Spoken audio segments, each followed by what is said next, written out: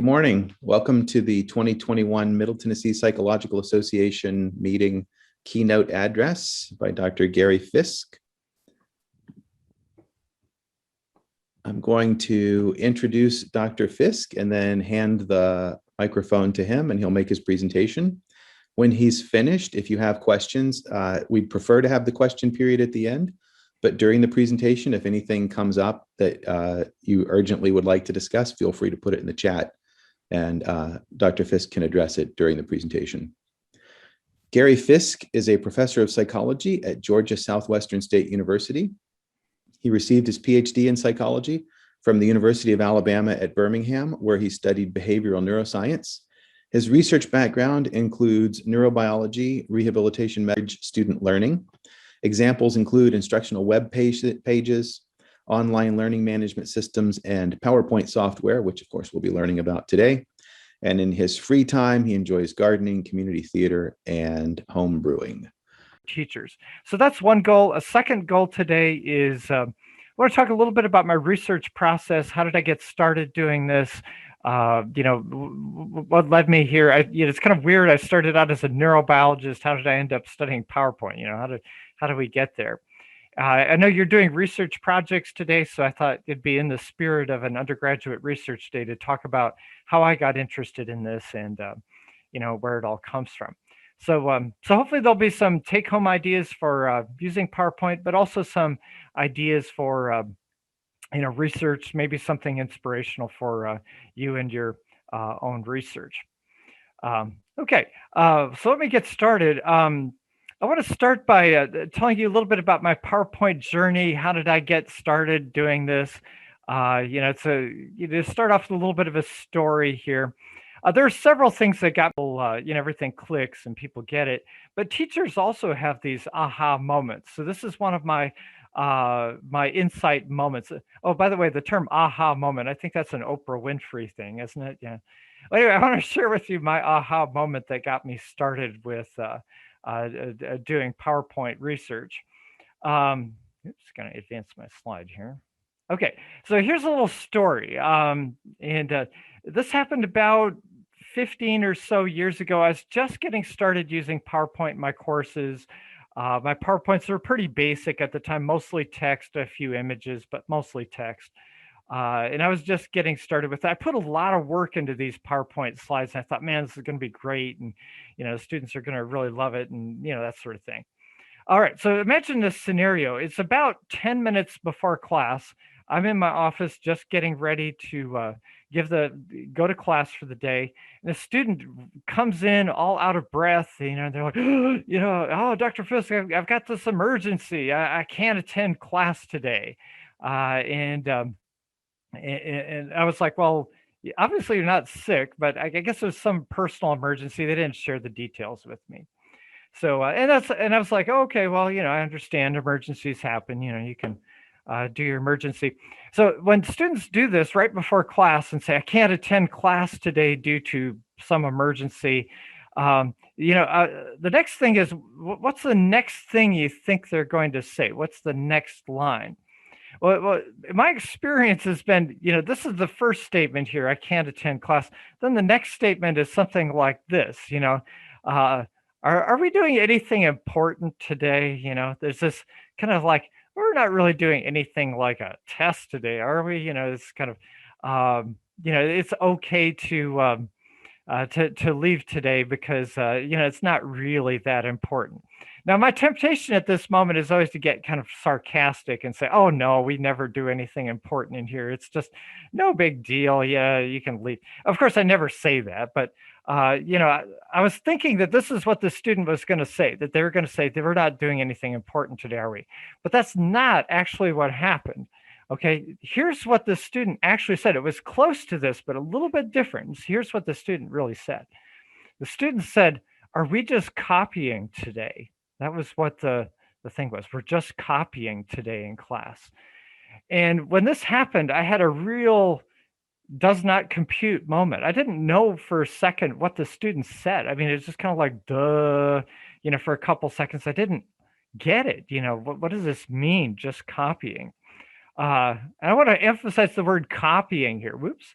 the word copying, I don't see my classes as being a copying exercise, but this is apparently what the student was taking home, that a PowerPoint slide comes up, you write down what's on the slide, and then you kind of switch off until the next PowerPoint slide comes up. Anyway, so the student made this request, and I was kind of like, you can go, it's not that important. But this is a moment that really kind of stuck with me, that, after the class, I was thinking about this, that, I want my classes to be more than just a copying exercise. I put a lot of work into it. There's multimedia and there's demonstrations and things, but yet somehow, it's just a copying exercise. So this was disappointing, but at the same time, it was a sign, it was a sign that something wasn't quite right, that I needed to be doing something better or differently, that my presentations weren't being quite as effective as I hoped they were. So it was time to dig deeper, right? To take a more serious look at what I was doing. I was following a lot of the standard conventions, things like bullet points and all that, but yet somehow it wasn't quite successful in the classroom. So this was a bit of a wake-up call, my first experiences with using PowerPoint. So this, this everyday observation, this is sometimes a starting point for research projects. We see things in everyday life, it gets us intrigued, gets us going, and so I started looking for more signs of this. Are people just copying in my classes and other classes as well? Here's another example of this. This is some notes that I found in a classroom that, it wasn't from my class, it was from someone else's class. This is apparently an introductory psychology class on the very first day. And these are the notes. In some ways, I hesitate to call these notes, this is just copying. There's no real insight here. There's no real, I don't know, synthesis or analysis or anything. It's just a copy. But anyway, this is, if you take a look at this, what strikes you about this? Let me just pause for a moment here. If you want to jump in and say something about it, what strikes you about that? What are those notes really like? Does anyone want to dive in here and say something, or? Bullet points. Okay, bullet points. Yes, this is someone who, let me go back to sharing this again here. This is someone who is very faithfully copied every single bullet point. This is what we're seeing here is, probably what was exactly on the PowerPoint presentation that person got. And, it's very carefully copied, but yet this isn't really quite reaching the level of what we hope with student notes and stuff. So this is an important concern, that PowerPoint maybe leads to very passive learning, that it doesn't, if people are just copying things, they're not really taking it to heart, and it's not very memorable. It's just recording information so it can be studied later. Now, of course, recording information is an important function of notes, but we'd hope that maybe it would go beyond that a little bit. I also had similar conversations with faculty I knew here at Georgia Southwestern. I asked them, while you're using PowerPoint, what's your experience like with this? Are you having some of these similar kinds of experiences? And the faculty I talked to said, yeah, I'm having this where people just copy things down and then they kind of go to sleep until the next slide comes up. So even though I was following what I thought were good practices, it just wasn't really working very well in the classroom. It really was a sign to me that we needed to do more with PowerPoint. This is what I call the PowerPoint paradox. In some ways, it's an amazing technology, but yet it seems to fall flat sometimes. It just doesn't quite connect. There's even jokes about it, right? We talk about death by PowerPoint and things like that. And that was something very intriguing to me in a research perspective. On the one hand, we have such amazing capabilities, but on the other hand, it seems like we get often weak results. People sometimes talk about suffering through PowerPoint presentations.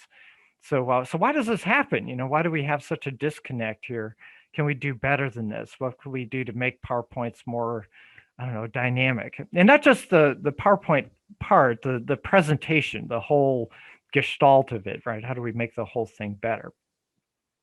So that's what got me started, all these little observations like this.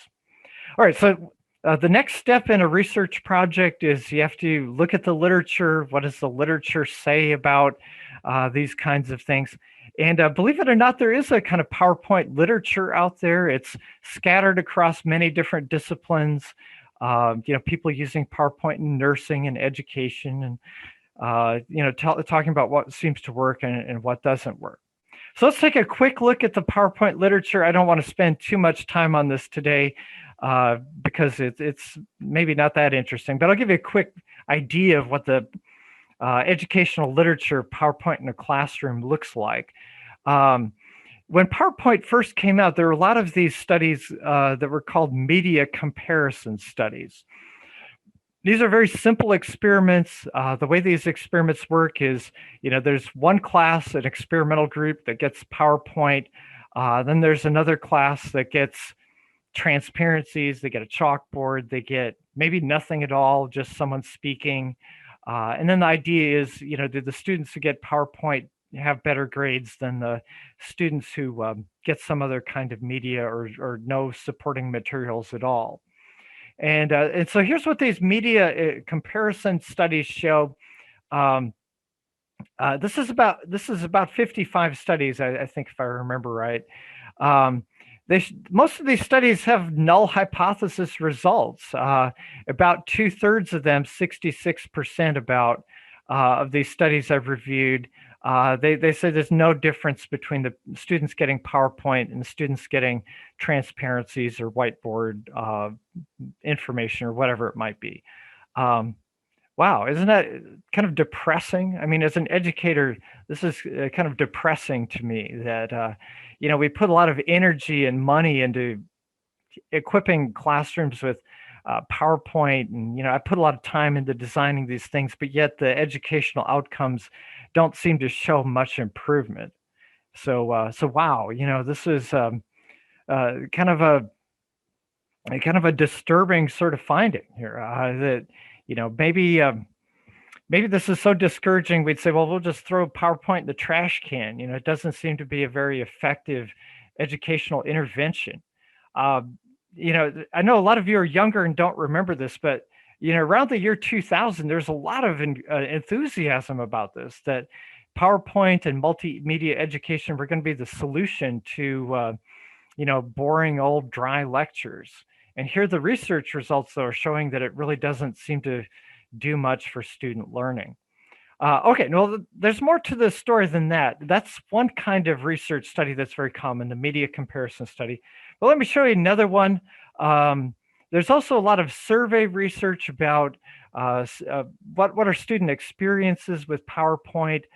Very simple surveys. We had students get PowerPoint or not get it, and then they filled out some sort of survey and, what did they like or dislike and so on. If you look at the critical question, do the students like PowerPoint presentations in the classroom? The overwhelming result here is that most students approve of having PowerPoint in the classroom. And this is a very strong result. About 3/4 of the people who respond to these surveys say that they appreciate PowerPoint in the classroom. So students generally approve of it. It gives them something to study, something to think about. It gives them sometimes notes, right? They can, faculty members post these online. It can be a study aid for exams. Gives some indications of what the professor thinks is most important. And these are often kind of key things to study when preparing for an exam. So there's some hope here. It's not all gloom and doom from the research literature. The students do seem to show an appreciation for PowerPoints. We even had a faculty member in our department, an older faculty member who refused to use PowerPoint. And students would have confrontations with her. You got to start using PowerPoint, It's become a modern expectation for a classroom. So let's just pause here for a moment and maybe I could get a few thoughts. I know it's kind of hard to, have conversations back and forth through PowerPoint, but are there any students there who have either PowerPoint horror stories or things you love about PowerPoint, things you want to share? I'm always glad to hear student stories about it. It becomes a kind of continuing inspiration point for me. Does anyone want to unmute for a second and share a good or bad PowerPoint experience in the classroom? I'll pause for a moment if you want to say something. Well, I'll just say, as a mathematician, that I don't find PowerPoint terribly successful because the students, it turns the lecture into a TV show that they're watching. And when I teach mathematics, which is a practice skill specific detail kind of work, I want them doing it with me. I want them working on the same problem at the same time I am while we're thinking through it together. And PowerPoint pretty much defeats that. Yeah. Not to mention, it's almost impossible to type up math equations on a PowerPoint.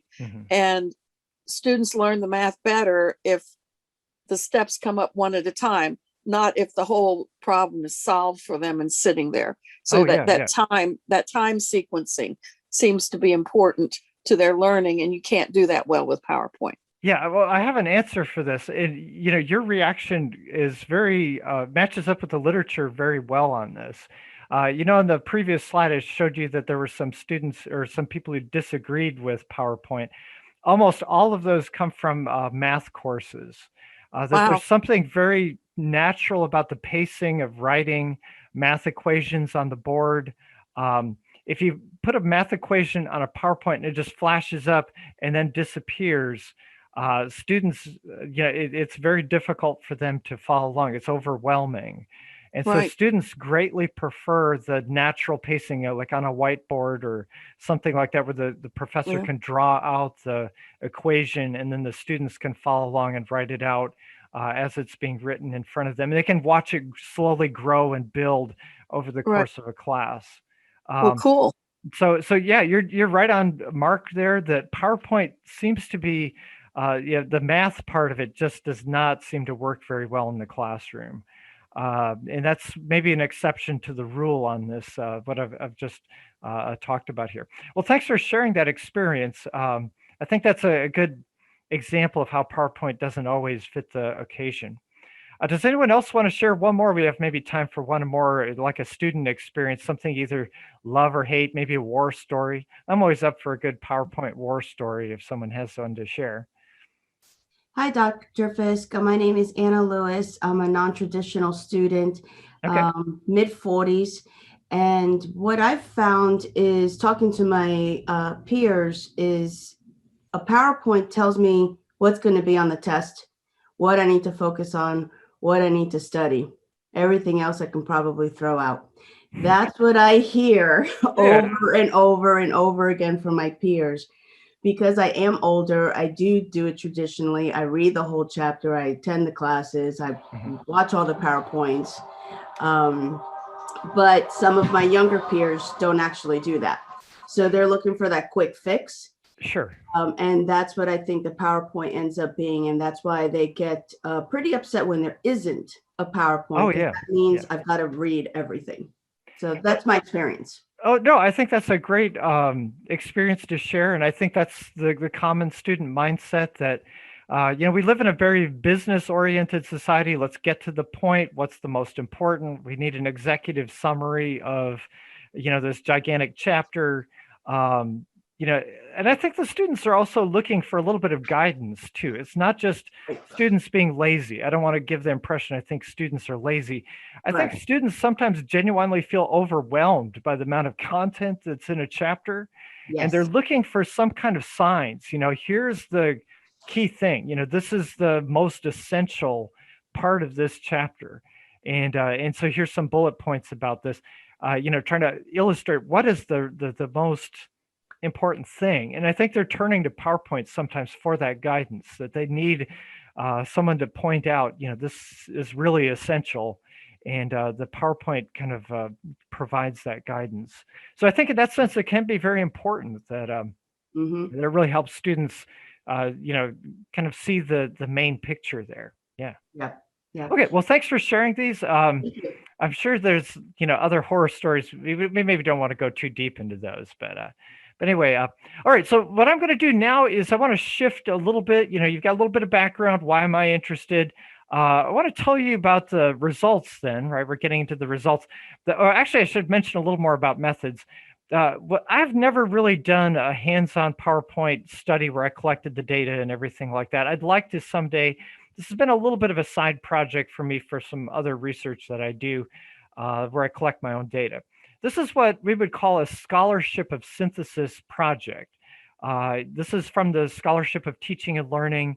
It involves collecting lots of studies, big review of what's out there, trying to synthesize it, try to boil it down to what is the most effective kinds of things. I felt like this is something that was missing from books. There's a lot.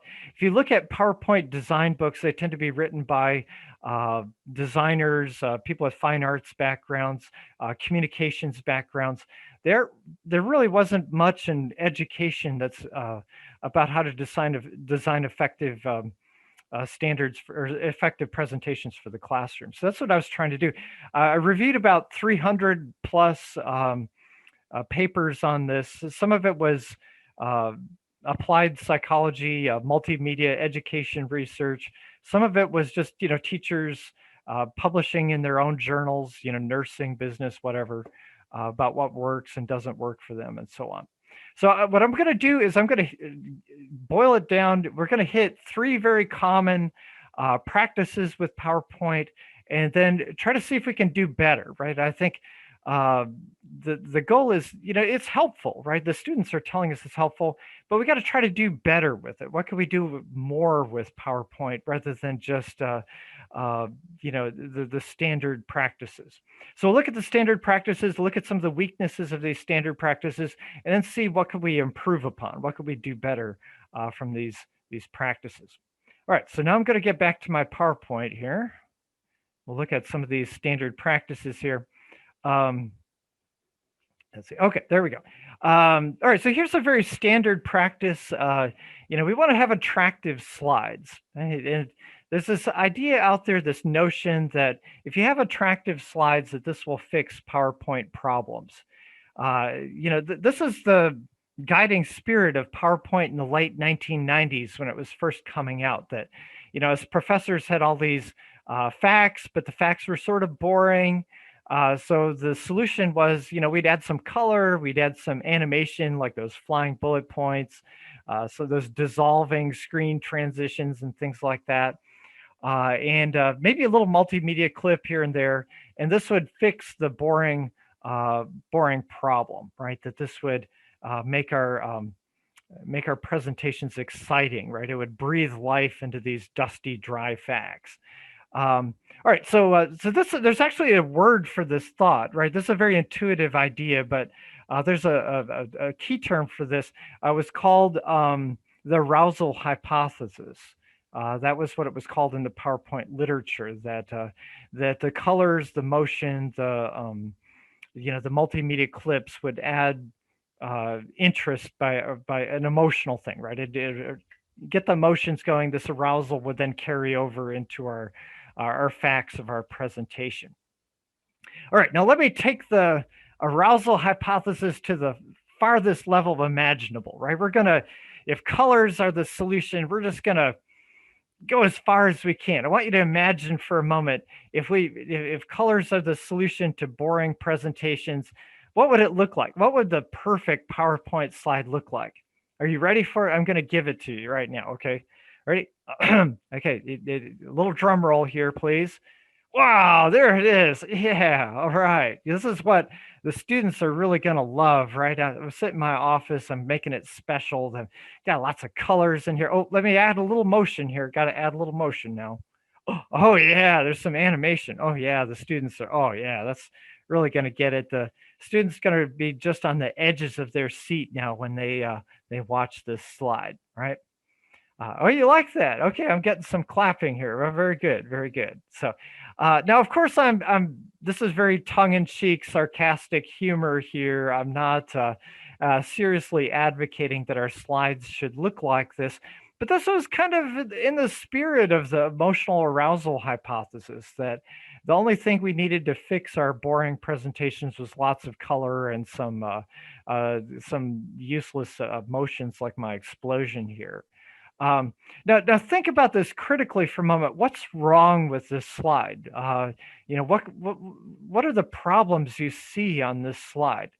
Does anyone want to unmute and point out a problem or say something about it? What kind of problem do you see here?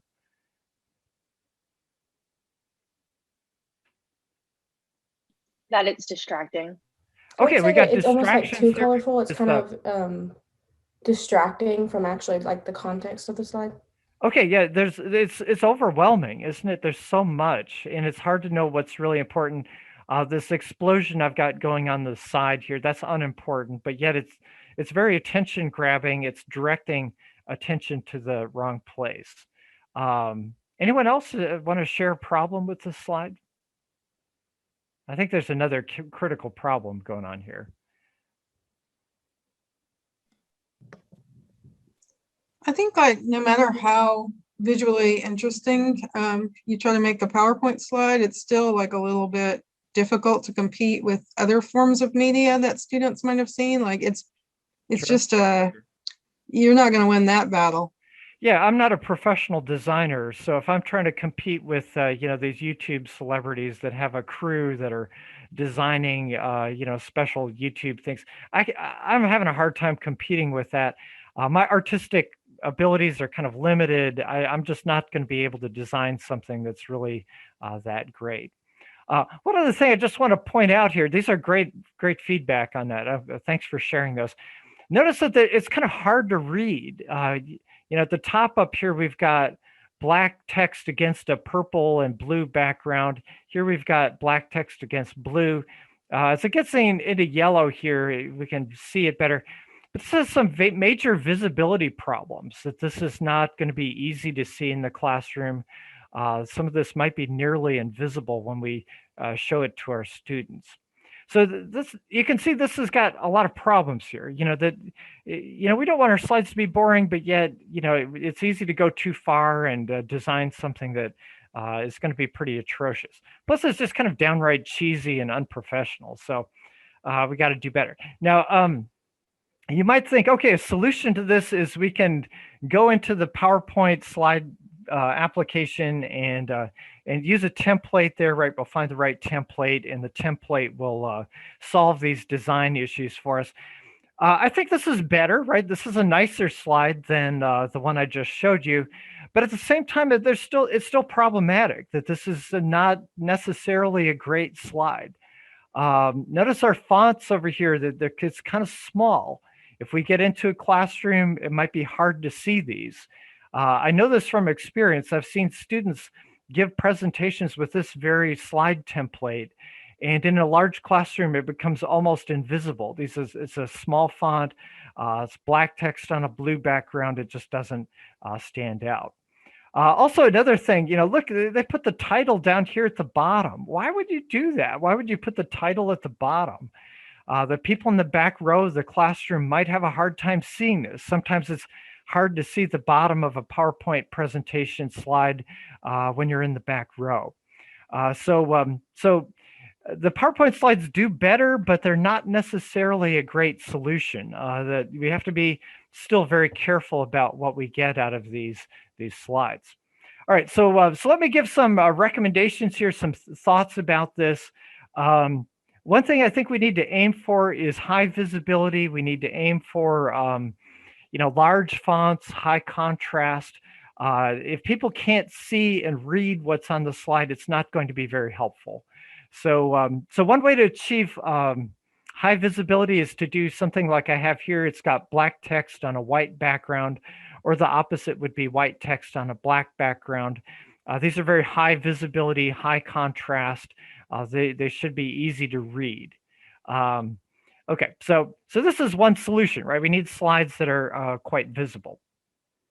Now, I know maybe what some of you are thinking, you're thinking, oh, these are the most boring slides ever. I thought, this is a PowerPoint presentation about best practices.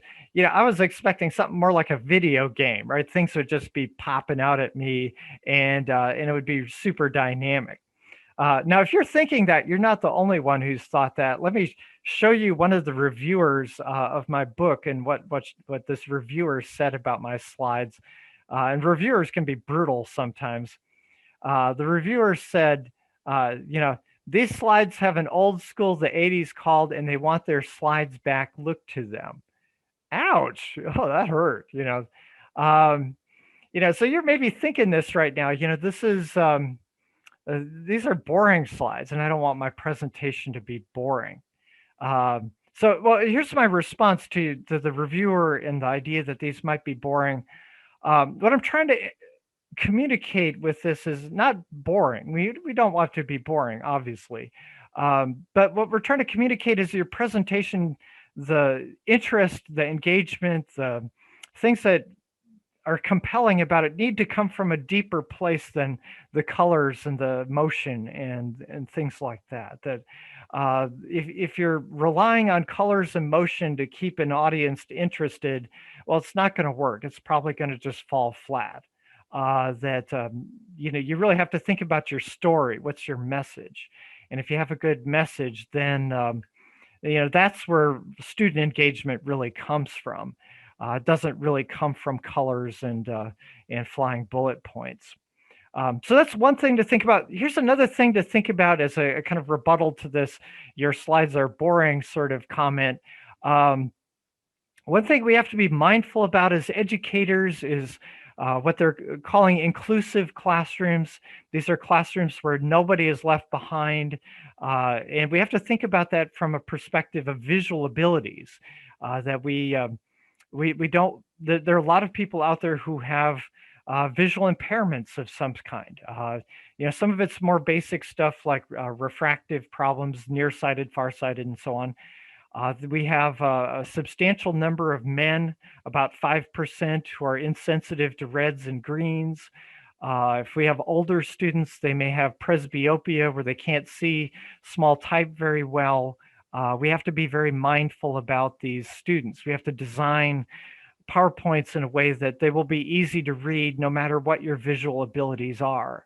And this is an important rebuttal here. This is why I'm boring. I'd rather have boring slides that people can read rather than having something fancy that is very difficult for some students. We don't want to leave people behind. Just another quick word about inclusiveness here. Here you see a person using an assistive reading device. Part of PowerPoint, if the students with low vision need to use this, there's actually Americans with Disability Act requirements to meet here. This is like having a ramp that goes up to a building like that. We often don't think about the Americans with Disabilities Act as applying to web pages and PowerPoint presentations. But the matter of fact is that it is federal law that we do have to meet these needs. And we have to do it in advance. We can't wait for a disabled student to come and then we have to reformat everything. We have to kind of build it in advance to meet these needs. Okay, so this is something to think about. It's actually federal law that we need to be thinking about designing PowerPoints in ways that students can easily see them. All right, I want to move on. We've got a couple other ideas to think about here. Let's look at another common issue in PowerPoint that is important here. If you think about the standard PowerPoint slide and what's on it, we're moving into the content of the slide now. The standard PowerPoint slide is mostly bullet points. There have actually been some research projects done where people look at this. They've collected slides they've found on the web, PowerPoint presentations, and analyzed them, how many slides have bullet points.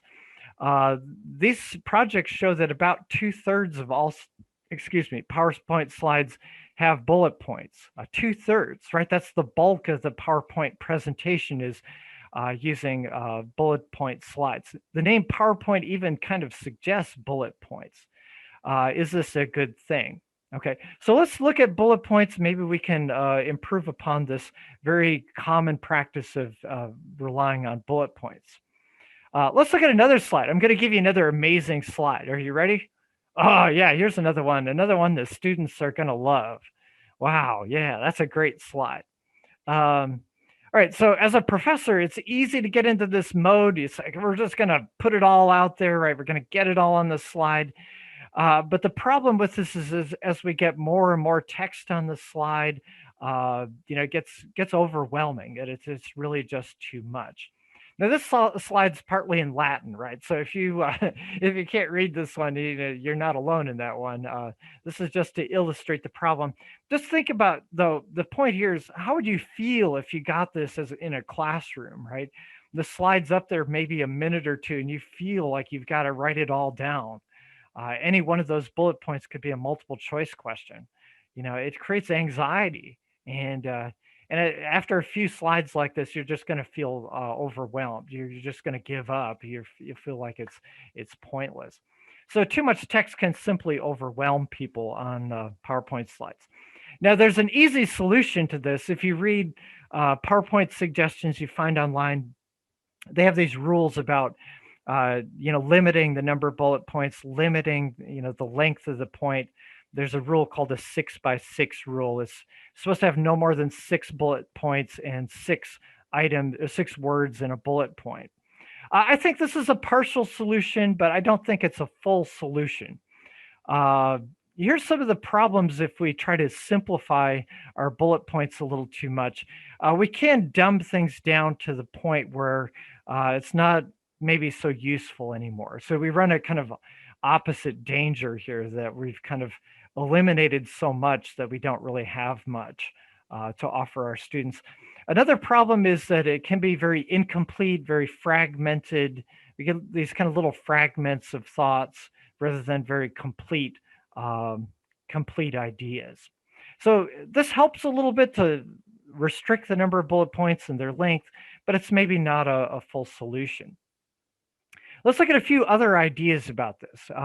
What could we do in place of bullet points? What are some ideas we could do here?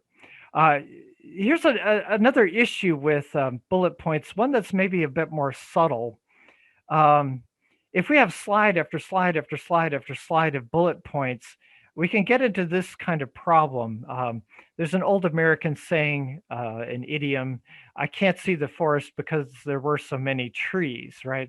It's meant to be a joke, right? We focus so much on the details that we can't see the big picture anymore. And I think this can happen in PowerPoint presentations sometimes. We can get overwhelmed by the sheer number of details that we're getting. And now we're losing the big picture here.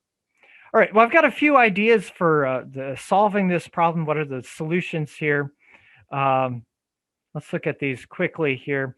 One solution that I'm a big advocate of is a different way of formatting slides. This format is called the Assertion evidence format. The Assertion evidence format was developed by an educator named Michael Alley. He was concerned with the design of the standard PowerPoint slide, and so he redesigned it. And this is how it works. At the top up here, we've got a statement, right? Here you can see the statement. The statement is a complete thought. It's a key idea, and it's expressed very fully. And then below it, there's a graphic that supports this statement in some way, okay? So this graphic kind of helps you illustrate this key idea. So there's a kind of synergy created here between the idea and the supporting graphic. This example is one from my intro psych class.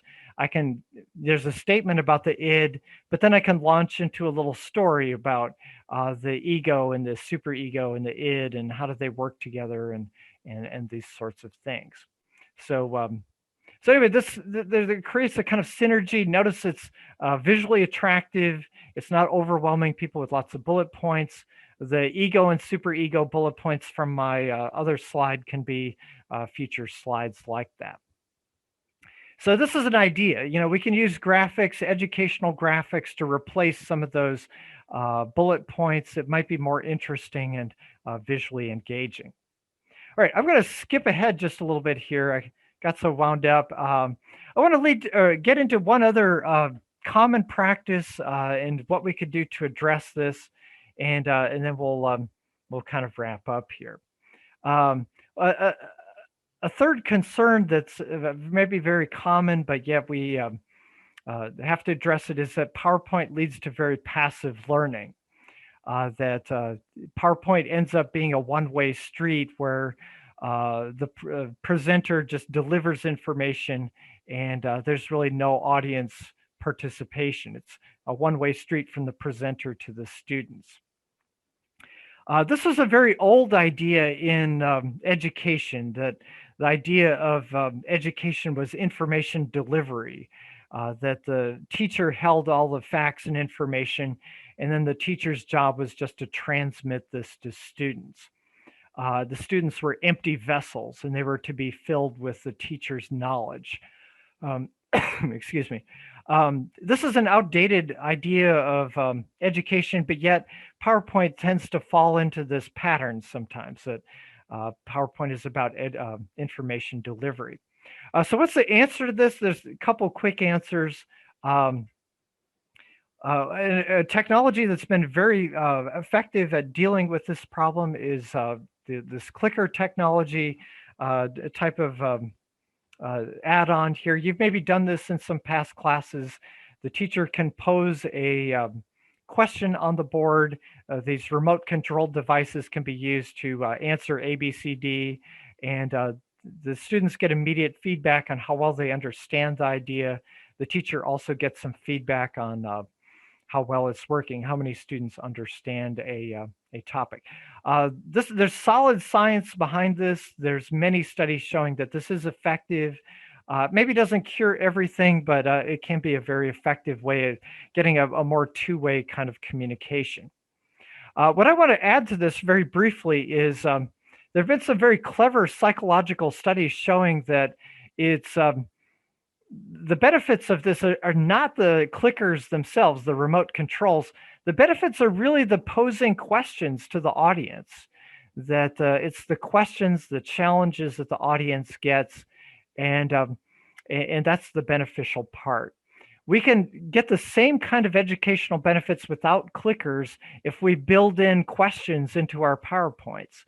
And we could do them as multiple choice. We could, just have discussion questions or whatever, but building those questions in is very helpful.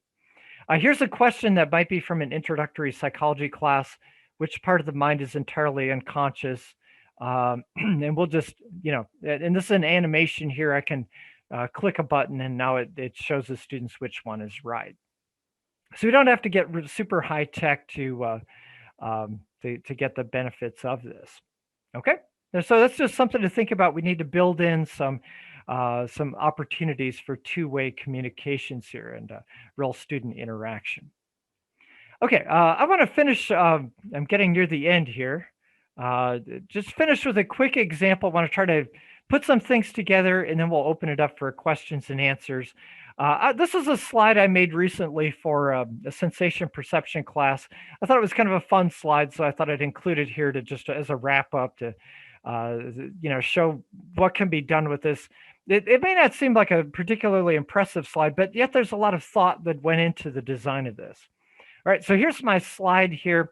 The topic is about colors and how there's an association between certain colors and emotions. A lot of students find this really interesting, that these ideas of colors and emotions. So I always spend some time in my sensation perception covering this.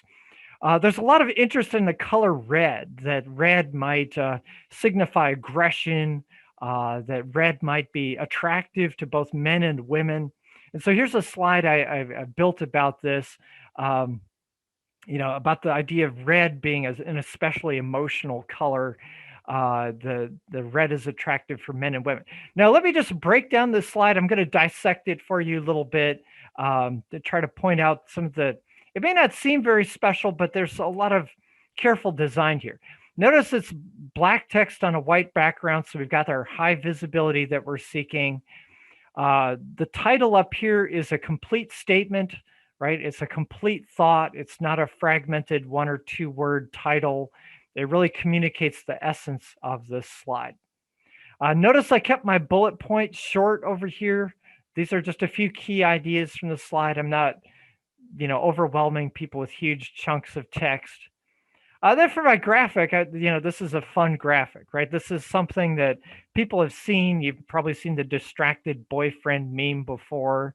What you didn't maybe notice, though, in the distracted boyfriend theme is, the attractive woman that's getting the eye here, well, she's dressed in red. And what about the girlfriend who's getting ignored? Well, she's dressed in blue, right? Both of these women look kind of similar to me, but one's dressed in red, one's dressed in blue. Maybe this is the difference, right? So this is a bit funny, right? Get some humor in there, but it's also serious, right? This dovetails nicely with the topic of color and emotions, gets people interested, it gets them engaged. Maybe this could be the starting point of a discussion. Do you think he's looking at her because of the red dress? Have you had similar experiences like this? It can be a real jumping off point for classroom conversations. So this graphic here is really doing multiple things for us. It's illustrating the concept, it's funny, and it's also hopefully stimulating some classroom conversations about color and emotion. So anyway, I just wanted to share that one with you. I thought it was kind of fun. Okay, well, I'm just about to the end here, I guess. Let me just do my last slide here, and then we'll turn it over to for questions. Yeah, if you want to know more about this, I've written an entire book about it. There's a lot of things. They talk about the effects of PowerPoint on student attendance and all kinds of stuff. It's available. You can read about it at this website here, slidesforstudents.com. The website URL takes you to an online PowerPoint presentation. I love the idea of using an online PowerPoint presentation to sell books about PowerPoint presentations. I thought that was pretty funny. Anyway, it takes you to that slide. You can order it from there. Also, if you want to contact me, I've got my email and Twitter up there. You can send me a message. If you want to send me a war story about something terrible you saw on PowerPoint, I always enjoy seeing those. It's always kind of fun to read about those. Maybe it'll be a good example for a future book or something. So. Okay, well, with that, I'm going to stop there and, go back to my my live feed here, open it up for questions. William, do you want to ask those questions? What seems to be a good one from the chat? I haven't seen the chat yet. There are not any questions in the chat that I'm seeing right now. If anybody has any questions, feel free to post those in the chat. Okay. Well, does anyone else just like to jump in and... Well, I have a question. I'm the mathematician again. I have tried, when I use some PowerPoints, to give the students the PowerPoints in advance to take notes on, and then being mostly the bullet point kind of thing. But I have wondered if from what you said, if they're using it to guide their studying, maybe not use the PowerPoint in the lecture, but give them the PowerPoint after the lecture. You could comment on either of those? Yeah, that's a good question. And some people have taken a serious look at this. What's the effect of PowerPoint on student comprehension in class and attendance? The idea of giving students the PowerPoint before class comes from a long history of studying note-taking in classrooms, showing that students generally don't take great notes. That it's often missing important material. The idea, if you got the PowerPoint in advance, students could print them off and then, add more to it in the classroom and stuff. My quick answer is it's a real mixed bag. I think what you'll find is that some of the best students, some of the highest achieving students will print off those slides before class. They'll make a little handout up from them, and then they'll transcribe and add more to them during class. On the other hand, the less motivated students, they might see those PowerPoints before class as a sign, well, I don't really need to go to the class. I've got everything I need to study. I'm just going to cut class.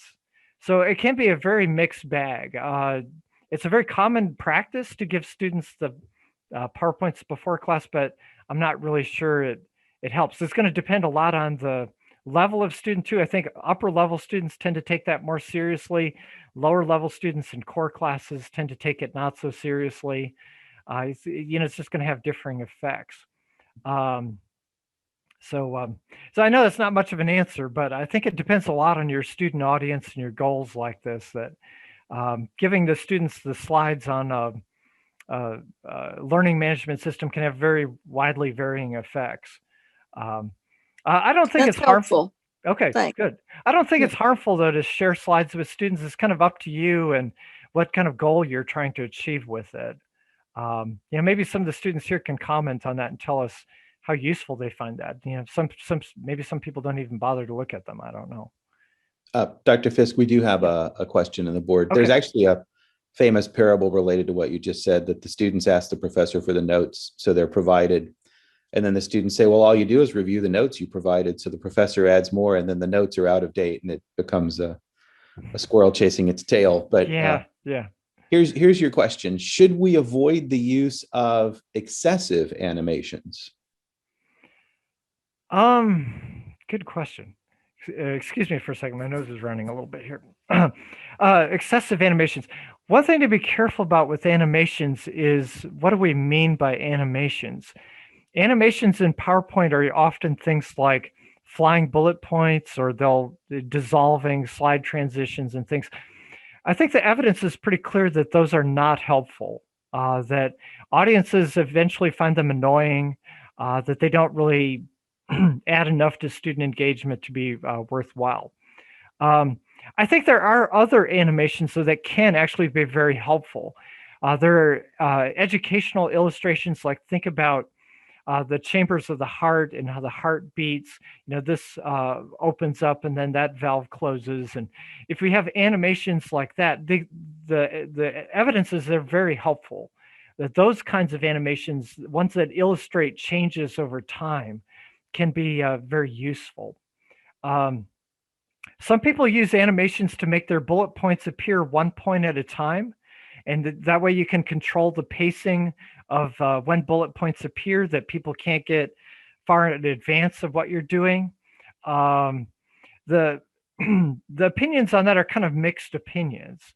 There are some cognitive psychologists who recommend it.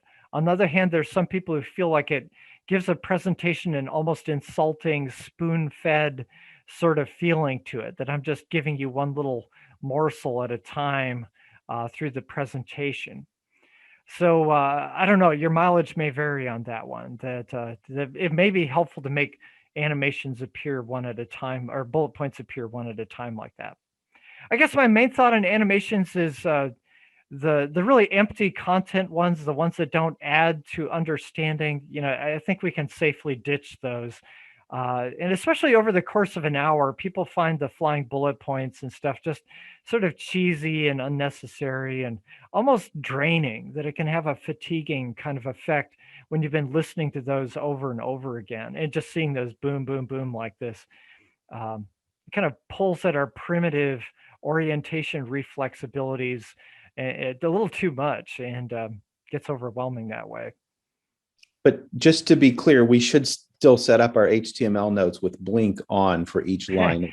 Yes, as long as they're out of phase, right? That's all that matters. Yeah. We have another question. Uh-huh. I'm going to just paraphrase this, because I think the person is asking you about next steps in the research program. So PowerPoint versus the old way, we don't see much effect. But what about the new recommendations for PowerPoints versus the old recommendations for PowerPoint? So PowerPoint versus PowerPoint. Is there evidence it's better? Kind of a second generation PowerPoint. Yes. I think there's still openings here to do lots of research. One thing I think that's really critically missing from the PowerPoint literature is there hasn't been much done on the design of PowerPoint slides, and is one particular design more effective than another, especially when we think about bullet points. The assertion evidence stuff that I mentioned is one of the few exceptions. Someone who really thought deeply about whether or not the standard slide is working and tried to come up with a new alternative. But there hasn't really been much research on it. If you look at some of the media comparison studies, they compared PowerPoint without really saying what was on the slides to chalkboards and things like that. We haven't really done a whole lot to carefully dissect the PowerPoint slide and think about, okay, here, this format's working better than that format. And I think that could really use some more research, that we could really understand it better if we did that. But it's not a terribly sexy kind of research. It's hard to convince people that, comparing bullet points versus educational images, is that really interesting? Well, it's kind of hard to sell that idea that it's a really interesting research, but yet I think it's really critical. I think there's some big differences there. They have been looked at by a few people, but I think it could, it deserves some more attention and more use, frankly, too. I think we could see more of it, and it would be very helpful. I think it's much more engaging to do that. Use images rather than lots of bullet point text. We've got a new comment, but it's kind of long. I'm trying to see. There's one comment I just saw pop up on the chat about how TED Talks often use images and very effectively. Yeah, and I would agree with that. Some of the TED Talks have amazing presentations, but you notice they tend to not use bullet points, right? They tend to use images very effectively. There's the speaker's voice, and then there's an image that illustrates what the speaker is saying, and that's a very natural kind of presentation style. It's maybe one that's easier for audiences to appreciate than seeing lots of text. There's a bit of a problem when there's a lot of text on the screen, and then the speaker's talking in words. There's two sources of text, and then which one do you write down? Well, you focus on one or the other. You can't really do both. And so TED Talks are often very good at that. You have the speaker's voice and you have an image, but you don't have like those extraneous words to distract you. Is there any, sorry, I'm the person who posed that question. Thank you for responding to it. I'm wondering if you're aware of any research that's examined the effectiveness of a very TED Talk oriented approach in the classroom. There have been a few studies doing that, but not many. A handful, 3, 4, something like that. But I think there could be more work done in this kind of thing. Kind of a second generation or maybe even third generation PowerPoint.